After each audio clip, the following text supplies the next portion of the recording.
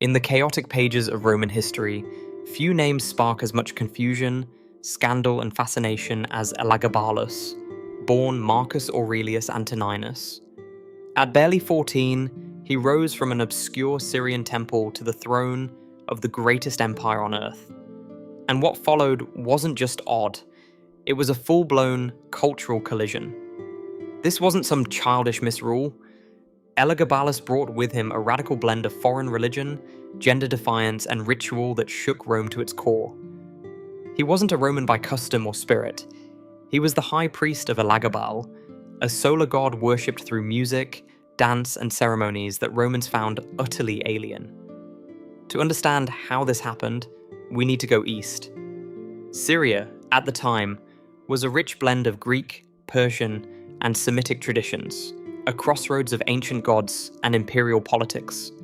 Elagabalus came from this world, raised among black stone altars and chants to the sun. His grandmother, Julia Maesa, and her powerful family of Syrian noblewomen orchestrated his rise after Emperor Caracalla was assassinated, and power fell into the hands of an unpopular military officer, Macrinus. Julia spread a bold claim. Her grandson was Caracalla's secret son. Whether true or not, the army believed it, or were paid enough to pretend they did. In 218 AD, Elagabalus was declared emperor by Eastern legions. Macrinus tried to stop him, but was crushed at the Battle of Antioch. At just 14, Elagabalus was now emperor of Rome. But it wasn't just a military victory. It was a Trojan horse. The real control at first lay with Julia Maesa and her daughter, who tried to run the empire behind the scenes. But their plan unraveled fast. Elagabalus didn't want to be a figurehead. During his slow journey to Rome, he purged loyalists to the old regime and began reshaping power around himself. When he finally arrived in Rome, it wasn't as a conqueror, but as something entirely new. Draped in robes, wearing makeup and gold, Elagabalus shocked the Senate and people alike. He brought with him the sacred black meteorite of his god and built a massive temple on one of Rome's sacred hills. And that's when things really changed. He didn't just introduce a new god, he tried to replace Jupiter himself. Elagabal became the supreme deity of Rome. Traditional gods were demoted. Elagabalus, as high priest, led the rites himself, in full Eastern regalia. To conservative Romans, this wasn't just strange, it was a religious coup.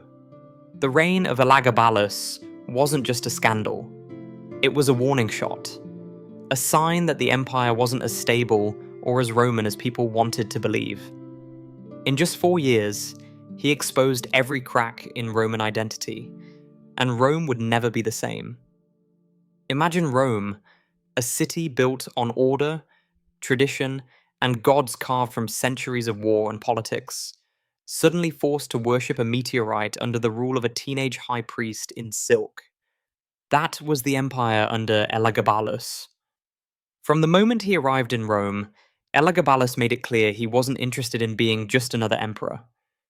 He was here to transform the empire, spiritually, culturally, and personally. Gone were the stoic rituals of Jupiter and Mars. In their place came daily processions of music, incense, ecstatic dancing, and fertility rites devoted to the Syrian sun god Elagabal. The emperor himself led the ceremonies, dressed in embroidered robes, jeweled crowns, and veils, a sight that horrified conservative Romans. But it wasn't just the rituals, it was the emperor. Elagabalus blurred every line.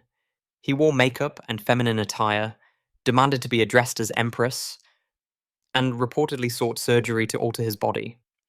He married women and men, including a sacred Vestal Virgin, violating one of Rome's most sacred religious laws. His court became a theatre of provocation, shocking even those familiar with Nero or Caligula.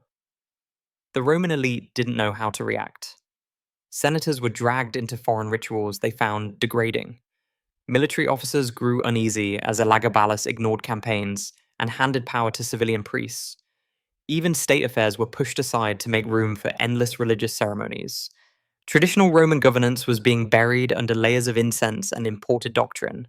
His palace, once a symbol of Roman might, was remodeled into a Syrian temple complex. The sacred black stone of Elagabal sat at its center, surrounded by lavish Eastern decorations. Each day brought hours of ceremony, draining the court and straining the empire's patience. Elagabalus insisted on presiding over everything: delays in law, in diplomacy, in war. Senators were forced to bow before rituals they considered sacrilege. Foreign dignitaries were confused, insulted, and alienated. The empire paid the price. Taxes rose to fund temple construction and extravagant feasts. Merchants were disrupted by mandatory holidays. Artisans were conscripted into producing ceremonial decorations instead of goods. Even gladiator games, Rome's most sacred entertainment, were transformed into bizarre religious pageants that bored and confused the crowds. Meanwhile, real threats were ignored. Barbarian raids increased. Provincial governors struggled to implement unpopular religious edicts. In the West, open resistance began to flare. Elagabalus's answer was punishment, not compromise. For many, the emperor's reign was more than chaos. It was humiliation. He had turned Rome's power into performance, its gods into props, its throne into a stage for a private theology. And as the empire strained under the weight of his vision, whispers grew louder in the corridors of power. Because Rome could tolerate many things, but not weakness disguised as spectacle. The crisis reached its peak when Elagabalus began to interfere with Roman marriage customs, challenging long-standing family structures, and promoting behaviors that many in Rome saw as deeply immoral. When he tried to give these changes legal standing, resistance turned into open opposition. Even his grandmother Julia Maesa, the mastermind behind his rise, realized that the dynasty's survival was at stake. Quiet talks began among senators, generals, and court officials to find a replacement, someone who could preserve Syrian influence but abandon Elagabalus's most inflammatory reforms. The answer was his cousin, Alexander Severus, young, controllable, and politically untarnished. Support for Alexander grew steadily, especially among the Praetorian Guard. Though Elagabalus had bought their loyalty with gifts, his constant religious ceremonies, disregard for military traditions, and favoritism toward unqualified allies had worn their patience thin. By early 222 AD, a full conspiracy was underway, uniting senators, commanders, and palace insiders. Elagabalus himself was spiraling.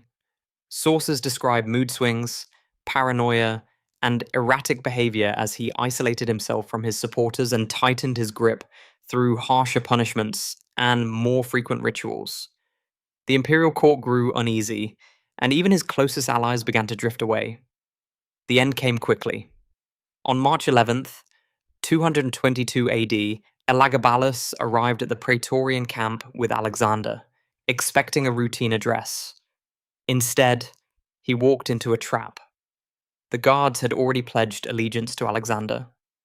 When Elagabalus tried to assert control, they ignored him.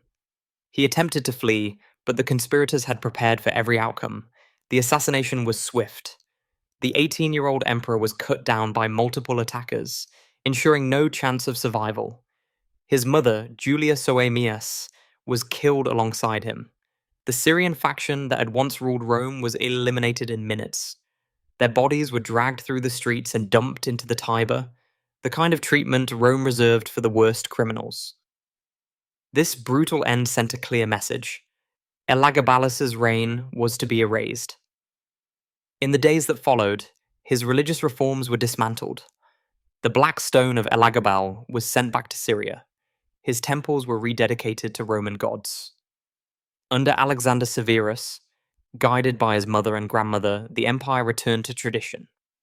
A damnatio memoriae was issued to wipe out his memory, but it never fully succeeded.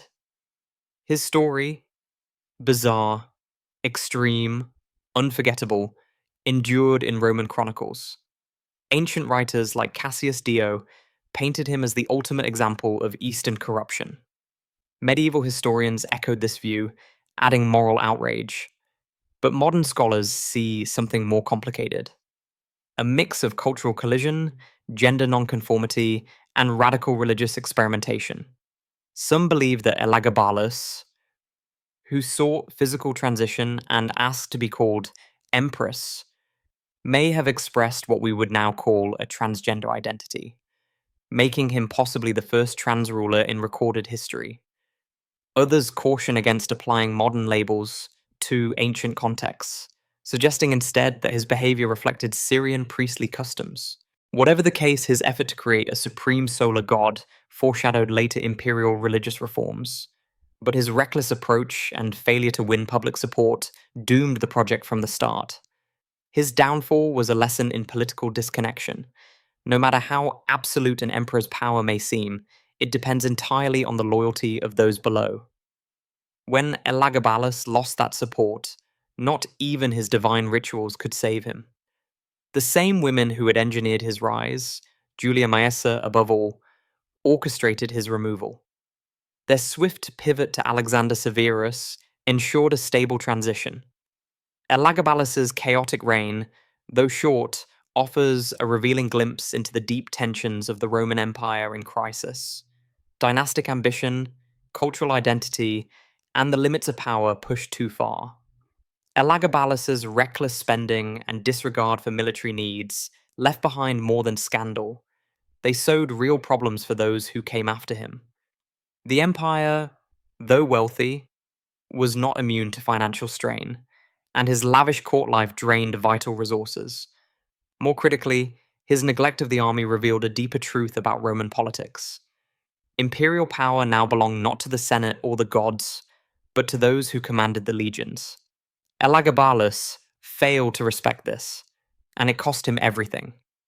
Yet the impact of his reign went far beyond budgets or borders. At its core, his rule exposed a cultural fracture between East and West, between old Roman ideals and the religious pluralism of a vast, diverse empire. That tension didn't die with him. It would shape Roman identity for generations. The way history remembers Elagabalus raises its own challenges. Ancient writers, hostile to Eastern influence and gender nonconformity, likely exaggerated or twisted the truth, using his story as a warning against foreign corruption. But modern archaeological findings from Emesa suggest that many of his so-called perversions were, in fact, authentic Syrian religious practices. What Romans found alien may have simply been misunderstood devotion. Psychologically, Elagabalus was a teenage outsider thrust into the heart of absolute power. The cultural dislocation from Syria to Rome, combined with his refusal or inability to conform, created a storm no adolescent could survive. His downfall may have had as much to do with identity and isolation as with politics. Over time, Elagabalus became more myth than man. Painters, playwrights, and filmmakers transformed him into a symbol of depravity, often reflecting more about their own eras than his. But buried beneath the scandal is something more enduring. His reign, though short, foreshadowed the sweeping religious and social shifts that Rome would eventually embrace under later emperors. Elagabalus wasn't wrong in sensing that change was coming, only in how and when he tried to force it. In the end, his story is less about madness or immorality, and more about the dangers of unchecked power, cultural collision, and the failure to understand the world one hopes to rule. Elagabalus remains a historical enigma, neither hero nor monster, but a flashpoint in the long, complicated transformation of the Roman world. 18 centuries later, we're still asking what he really meant.